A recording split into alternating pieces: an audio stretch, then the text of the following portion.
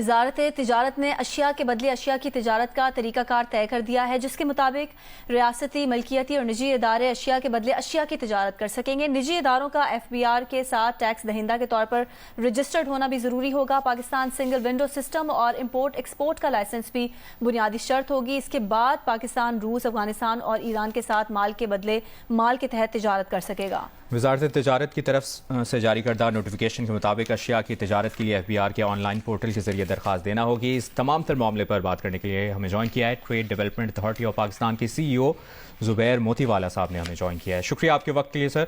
कहिएगा, रूस, अफगानिस्तान और ईरान के साथ बॉर्डर ट्रेड की सहूलत मिलने से इन ममालिक से तिजारत में कितनी बेहतरी आ सकेगी और इस वक्त इन ममालिक के साथ तिजारत का हजम कितना है? देखिए, ईरान के साथ तो बहुत मिनिमल है, कोई इतना बड़ा 1.7 बिलियन का कुछ ऐसा है, लेकिन अफगानिस्तान के साथ भी जो है ना कोई 1 बिलियन के अंदर चला गया है, वो भी बेसिकली कोल की वजह से है। मैं समझता हूँ कि ये जो बार्टर ट्रेड है, ये अगर बिल्कुल सही तरीके से चल गया तो it will be very very big benefit to both the countries, Pakistan भी और अफगानिस्तान भी। लेकिन उसके अंदर जो इन्होंने केवियट लगाएंगे जी, वो रजिस्टर वो बिल्कुल ठीक उन्होंने लगाए, लेकिन कमोडिटी टू कमोडिटी है। अब उसकी सर्टेनेशन जो होगी कि प्राइस की सर्टेनेशन होगी, आप कितने का माल भेज रहे हो, कितने का ला रहे हैं, वो भी जो है उसका सिस्टम जो है उसको समझने की कोशिश करेंगे। लेकिन आई थिंक उन्होंने बिल्कुल ठीक किया कि ये पार्टी B2B कर दिया। पहले ये जो ना ये चेम्बर्स के साथ वो कर रहे थे, एस्क्रो अकाउंट की बात कर रहे थे।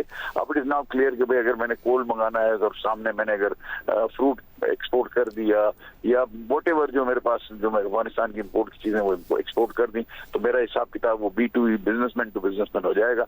आई think it will pave way for more and more export.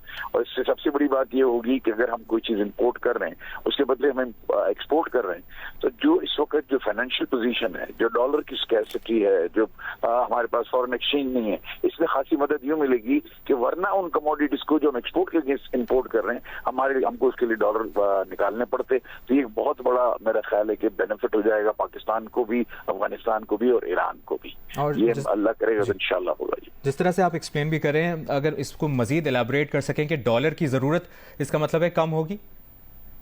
बिल्कुल जी। देखिए, अब एक चीज आपने मिसाल के तौर पर चावल एक्सपोर्ट किए ईरान को, और बदले में आपने जो है ना वहां से आपने कोई केमिकल हैं, कोई डाइज हैं, कोई आपका जो है ना और जो चीजें ईरान बनाता है, पेट्रोकेमिकल की आइटम्स हैं और बहुत सारी चीजें जो ईरान बनाता है, डेयरी आइटम्स हैं, वो अगर हमने इम्पोर्ट कर ली, अगर यही इम्पोर्टेशन जो है उसकी जरूरत तो पाकिस्तान में थी जब इम्पोर्ट हुई ना, अगर ये अगेंस्ट एक्सपोर्ट नहीं आती इन कंट्रीज को जो जहाँ एक्सपोर्ट था ही नहीं, तो ये हमारे को इसके लिए डॉलर अलग से करके उसके लिए मुहैया करने पड़ते।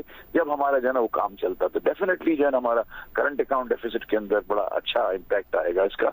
और इसको असल में रेगुलेटर एक तरीके के साथ इसको चलाना पड़ेगा।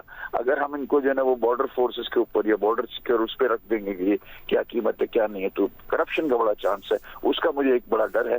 Otherwise the scheme is very good and इंशाल्लाह it will benefit both the country. Zubair Motiwala साहब, क्या हमारे पास एक्सपोर्ट का इतना पोटेंशियल है कि जो चीजें हम इम्पोर्ट कर रहे हैं उसे मैच किया जा सके? देखें, ये एक्सपोर्ट जो है ना ये पहले भी जो अफगानिस्तान की जरूरतें हैं और ईरान की हैं वो थ्रू बॉर्डर ट्रेड हो जाती हैं। अब अगर ये ऑफिशियल होगा तो हमको बेनिफिट हो जाएगा। हम अगर देखें आज जो पेट्रोल है ईरान का, वो अब तक तो आम मिलता है, वो तो बिल्कुल आ रहा है। इसके बाद अब सारी चीजें और कई चीजें हैं जो डेयरी प्रोडक्ट्स हैं, बहुत सारी चीजें हैं जो ईरान से जो है ना पाकिस्तान आती हैं, और इसी तरह से पाकिस्तान की चीजें ईरान जाती हैं, लेकिन वो रेगुलर ट्रेड के तौर पर नहीं जाती क्योंकि कोई मैकेनिज्म नहीं था। अब चूंकि मैकेनिज्म आ गया बार्टर ट्रेड का और इसको अप्रूव कर दिया और SRO निकल आया, तो आई थिंक ये जो है ना ये जो बॉर्डर ट्रेड है इसमें खातिरख्वाह कमी होगी। ये पहले भी हो रहा था, इससे हमें कोई एक्सपोर्ट सरप्लस की जरूरत नहीं है।